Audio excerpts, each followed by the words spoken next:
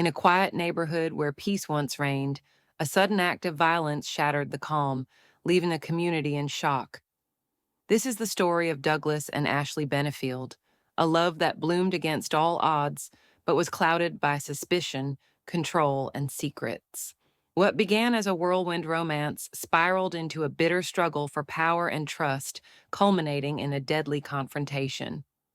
As we delve into the lives they lived and the choices they made, we uncover a tragic tale of betrayal and mystery. Welcome to World True Crime, where the darkest corners of human nature are brought to light. As the sun set in a quiet Florida neighborhood, neighbors were startled by sudden shouts and urgent knocks on their doors. Ashley Benfield appeared on a neighbor's doorstep, holding a gun and looking terrified. She pleaded for help, saying she had no choice but to defend herself. Inside her home, Douglas Benefield lay badly injured as paramedics rushed in and police began securing the area. How had things come to this point? Was it just the result of built-up tension, or was there something deeper and more troubling in their relationship? Douglas Benefield was born on October 2nd, 1961, in Palo Alto, California. He was the second child of John and his wife Suzanne, who had three children in total: Wesley Douglas and David. Suzanne, a teacher, and John, an aerospace engineer, upheld values of discipline and hard work in their home. John's career later took the family to Huntsville, Alabama, a city known for its role. In advanced aerospace development, Douglas thrived in this environment, displaying curiosity and enthusiasm. He was especially close to his brother David, and together they often attended church camps organized by their mother, who was actively involved in the religious community. As Douglas entered high school, he joined the wrestling team, which allowed him to channel his dedication and passion. He quickly became one of the school's top wrestlers, inspiring his younger brother David, who would later follow in his footsteps. David often recalled how Douglas supported and encouraged him during his first match, a memory he cherished deeply around this time. However, the family faced a tragic loss. When John passed away, this hardship led Suzanne to return to her native Texas with her children, seeking support from family as they coped with their grief after graduating from high school. Douglas pursued a biology degree at a local university.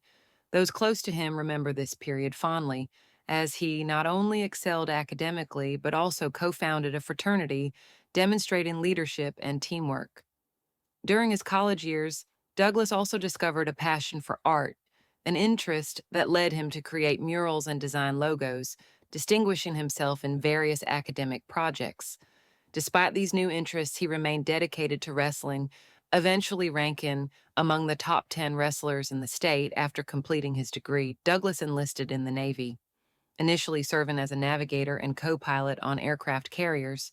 He continued his training at flight school, where he earned the rank of naval flight officer. In the early 1990s, Douglas met someone special, leading to a whirlwind romance and marriage. Unfortunately, the marriage ended in divorce as quickly as it began. Douglas refocused on his career, enrolling in intelligence training and joining the Naval Intelligence Division, after achieving the rank of lieutenant commander. He retired from the Navy, ending a distinguished military career, seeking a new direction. He moved to Charleston, South Carolina, where he opened a restaurant. His military background also allowed him to work as a consultant for security and communications technology firms, securing government contracts. During this time, he met a single mother of two, and the two married in 1999, creating a blended family. However, despite appearances, their relationship was sometimes tumultuous, with reports of conflict, including physical altercations, that they chose not to report. Nevertheless, life went on. And in 2001, they welcomed a daughter, Eva. Shortly after Eva's birth, Douglas underwent a vasectomy. The following years appeared stable as Douglas managed several tech businesses, working with both private clients and government projects. Eventually, he became involved in national security initiatives, fusing on strategic policy development. As Douglas's professional obligations increased, He was frequently away from home, which strained his relationship with his wife to the point where they began sleeping in separate rooms. In December 2015, Ava returned home from school one day to find the front door locked and no response from her mother. Worried, she crawled through the bushes to a window with the help of a neighbor who forced the door open. They discovered her mother's lifeless body. The emergency services were called and her remains were taken to the morgue, where an autopsy later revealed that the woman had passed away from an undiagnosed heart condition. This unexpected loss deeply affected the family, and Douglas found solace in faith. He began attending church regularly and started each day by reading Bible verses, sharing them with his daughter. By 2016, he had established connections in political circles, particularly with prominent donors of the Republican presidential campaign. During a summer fundraiser in Florida, he met Ashley Burns, a striking young woman born in Texas in 1991, to Alicia and Raymond Burns. Ashley had been immersed in ballet from a young age, working with renowned instructors and joining prize ballet companies. However, at 23, a leg injury forced her to retire from professional ballet, setting her on a new path. Ashley subsequently began teaching dance classes to children and maintained costumes for student workshops. She also explored modeling primarily in swimwear and lingerie photography, though her success was limited. On a personal note, Ashley had been through a divorce after a 2-year marriage and remained close to her mother. She was a dedicated Republican, and after attending a political event, met then presidential candidate Donald Trump. This encounter led her to join his campaign office in Florida, where she met Douglas at a fundraising dinner. Her beauty paired with her elegance as a former ballerina immediately caught his attention. Despite their significant age difference, Douglas was 54 and she was 24. They connected effortlessly that evening. Later, Douglas texted her expressing gratitude for the time. They shared 2 days later when Douglas flew to Israel for business. He and Ashley maintained a steady flow of text messages resembling two teenagers in love as they got to know each other better through these exchanges. They discovered shared interests from a deep religious faith to similar music tastes. Both also shared a notable enthusiasm for collecting firearms. Upon Douglas's return to the U.S., they had already decided to marry, opting to keep their plans private, even from Douglas's daughter Eva, on September 6, 2016. They married in a small private ceremony in Charleston with only a close friend of Douglas's as a witness. Ashley then moved into Douglas's home. Their early days of marriage faced an unexpected complication when Ava's friend Sydney moved in. Due to issues at home, Douglas and Ashley handled this situation with composure, eventually becoming Sydney's legal guardians. Despite her efforts, Ashley struggled to connect with Ava, who was still grieving her mother's death. It didn't help that Ava had been unaware of her father's plans to remarry. Ashley made numerous attempts to bond by sharing activities like watching ballet videos and working on gardening projects, but she couldn't shake her insecurity and jealousy, sensing that Douglas would always prioritize his daughter over her. In early 2017, the couple decided to pursue a shared dream by launching a ballet company in Charleston. They sought to challenge traditional ballet norms by recruiting dancers from diverse backgrounds, creating an inclusive space for talent. At the same time, Ashley persuaded Douglas to undergo a vasectomy reversal so they could have a child together. This succeeded, and in July of that year, they learned they were expecting. However, the news intensified tensions between Ashley and Eva, especially when Ashley found Ava's diary revealing the girl's deep resentment toward her. The diary discovery ignited a series of arguments between Douglas and Ashley that grew increasingly frequent and intense. During one confrontation, Douglas punched a wall later, even lashing out at the family pets in another heated moment. He threw a gun toward Ashley, leaving a hole in the wall. He then raised the weapon to his own head, threatening to end his life, only to discharge it toward the ceiling moments. Later, astonishingly, a few days after this explosive incident, they held a party at a hotel to formally announce their marriage to friends in August. Ashley experienced significant discomfort related to her pregnancy. After discussing it with Douglas, they agreed. She would rest at her mother's house in Florida, while he stayed back to organize ballet company logistics. On September 18th, the long-awaited launch of their ballet company, Douglas was busy at the studio supervising the dancers' arrival. Meanwhile, Ashley made the 600-mile journey to Florida. She quietly packed her belongings, left a letter on the table, and departed without a word in the note. She described Douglas as possessive and controlling, alluding to the gun incident. She expressed fear for her own life and that of their unborn child. She warned him not to contact her, threatening to involve the police if he tried. After reading her letter, Douglas was filled with regret and began texting Ashley, promising to change for weeks. He sent apologies, declarations of love, and assurances of a different future. Ashley's responses, however, remained practical, focusing only on company contracts and financial matters. Despite his continued promises, Ashley wasn't open to reconciliation. She eventually contacted the police, informing them of Douglas's anger issues and recounting the incident with the firearm. As a result of the ongoing conflict, Child Protective Services visited Douglas's home and conducted an interview with his daughter, Ava. Following this, Douglas was required to undergo a comprehensive psychological evaluation. However, the results showed no signs of mental health issues. Nor was he considered a threat ultimately. He was cleared of the accusations by this point, though Douglas was grappling with financial issues, as his efforts to save the ballet company were in vain. The initial investment they believed was secured didn't exist. Despite his optimism, he hoped to secure enough funding to avoid exposing the truth. Under mounting pressure, he borrowed tens of thousands of dollars to cover the first payroll nonetheless. By late October, half of the dancers were dismissed, and Ashley publicly distanced herself from the organization on social media. Douglas asked her to take down the post to avoid affecting the remaining dancers, but she refused. Shortly afterward, he had committed the financial reality and had no choice but to close the company. Meanwhile, in Florida, Ashley's health was worsening, plagued by intense pain and fatigue.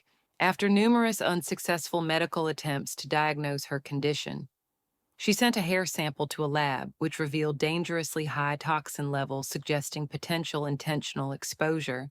She then recalled the tea Douglas prepared for her each morning and began suspecting that he might have been poisoning her, perhaps even contributing to his previous wife's sudden death. Soon after, Douglas, unaware of her suspicions, sent her a package of tea bags. Ashley, however, avoided drinking it, opting to take it to the police for analysis by a specialized team test, later showed no traces of toxic substances. Three weeks before her due date, Ashley checked into a hospital without informing Douglas. From the beginning, she told medical staff that she believed her husband had poisoned her, exposing her unborn baby to heavy metals. She also accused him of domestic violence, claiming he had held her captive and harassed her in Florida, while her claims couldn't be substantiated. The hospital took precautions for her safety and assigned her a new name. After a cesarean section, her daughter was born healthy. Nevertheless, Ashley immediately sought hyperbaric oxygen treatments for the baby, enrolling her newborn in 26 sessions. In late July 2018, Ashley and Douglas came face to face for the first time in months at a courthouse in Florida. Douglas sought custody of his daughter, whom he hadn't yet met. Meanwhile, Ashley, alleging domestic violence and attempted poisoning, requested a restraining order against him. After a 2-day hearing, the judge denied Ashley's request and decided on shared custody of their daughter, citing insufficient evidence of poisoning or related illness following the court's decision. They were required to attend counseling sessions together for the sake of their child. During Easter weekend in 2019, while having dinner as a family, Ashley and her mother privately questioned Ava. Ashley's suspicions of Douglas hadn't faded, and she wondered aloud if he might have been involved in the death of his second wife. Ava tried to reassure them, insisting her father was a good man. The following year, Douglas noticed Ashley wearing what appeared to be an engagement ring. He secretly installed a tracking device in her car and hired a private investigator, confirming that she was seeing someone new. Ashley, on the other hand, filed a police report accusing Douglas of allegedly abusing their young daughter, prompting him to file for divorce. After an investigation, authorities found no evidence supporting the allegations. Frustrated, Douglas emailed the police claiming Ashley had a split personality, but by then their relationship seemed irreparable. Yet in mid 2020, despite divorce proceedings, Ashley surprised Douglas by reaching out hinting at reconciliation. They began seeing each other again and hopeful that things might work out, made plans to move in together. Douglas rented an apartment close to Ashley's mother's home, packed up his belongings, and arranged for a move-in truck. On September 27th, 2020, when Douglas arrived in Florida, Ashley's mother took their daughter for a walk while the couple settled into their new home. Suddenly, a heated argument erupted loud enough for a neighbor to hear. Concerned, the neighbor immediately called 911 moments. Later, Ashley, carrying a firearm, ran to a neighboring house, knocking on the door and asking for help. The armed neighbor also contacted emergency services. When paramedics arrived, followed closely by police officers, the entire team secured the area. The paramedics noted that Douglas was still breathing, though he had multiple injuries, including wounds to his leg and arm. A bullet had also penetrated his chest cavity, complicating his condition. Despite all efforts to save him, Douglas was pronounced dead at a local hospital, hit an hour later that night. Ashley claimed she acted in self-defense, offering few details to detectives. Meanwhile, her mother asserted that she and Ashley had endured domestic abuse from Douglas for over 3 years, adding that they had attempted to seek help on multiple occasions but received no support. Ashley's lawyer told a detective that her client had been planning an escape to get away from Douglas once and for all. According to her, Ashley had arranged for a psychologist, 2 attorneys, a disposable phone, a safe location, and a rental car. She intended to execute the plan the next day, fearing Douglas might discover her intentions, though Ashley wasn't initially arrested. Investigators began to uncover inconsistencies in her self-defense claim, for instance. There were no weapons or BL objects near Douglas, and Ashley showed no visible injuries or bruises. In November 2020, Ashley was formally arrested and charged with second-degree murder after pleading not guilty and posting bail. She was released a week later. She was allowed visitation with her daughter, but primary custody was granted to her mother. Despite her legal troubles, Ashley continued to give interviews defending her version of events, as the case garnered national attention. Ashley became widely compared to the protagonist of the 2010 film Black Swan, a psychological thriller set in the ballet world. After many legal twists and delays, Ashley's trial took place in the summer of 2024. According to the prosecution, Ashley had always intended to be a single mother and never planned to grant Douglas visitation right for them. Her abuse claims were merely part of a strategy to achieve this goal. Ashley, in her defense, maintained their original story, and during her turn on the stand, she captivated the court and the nation, following the trial by recounting, with deep emotion, her account of what happened on that tragic day. Her defense argued that authorities had failed to respond appropriately to her numerous complaints against Douglas and that she suffered from battered woman syndrome. Among Ashley's supporters in the courtroom were her mother and her 6-year-old daughter, who even spoke to a journalist stating she was doing what was right for her mother. Despite this, after a late-night deliberation, the jury found Ashley Benefield guilty not of the murder charge she faced, but of the lesser charge of manslaughter in the death of her husband, Douglas Benefield. The minimum penalty for this charge was 11 years in prison, with a maximum of 30 years afterward. Ava praised the verdict in a video posted on social media. Ashley's defense team, however, quickly expressed dissatisfaction with the verdict, announcing their intention to file for a mistrial, citing alleged juror misconduct. Although Ashley's sentencing was initially set for October 22, 2024, the judge announced that he would consider the defense's motion claiming juror bias. possibly due to alleged dishonesty in a juror's responses and the potential use of a cell phone during deliberations. As of the final week of October 2024, our investigation found that the court was still deliberating on the defense's motion. Ashley's fate remained uncertain as she could face up to 30 years in prison if the judge denies the motion and issues a sentence. With a life lost and a family forever changed, the tragic story of Douglas and Ashley Benefield leaves us with haunting questions. Was this a tragic end to a troubled relationship, or was something darker at play? As the dust settles, the case serves as a grim reminder of the devastating consequences when love turns to suspicion and fear. Thank you for joining us on World True Crime. Stay with us as we continue to explore the stories that reveal the hidden truths and unravel the mysteries behind some of the world's most chilling cases.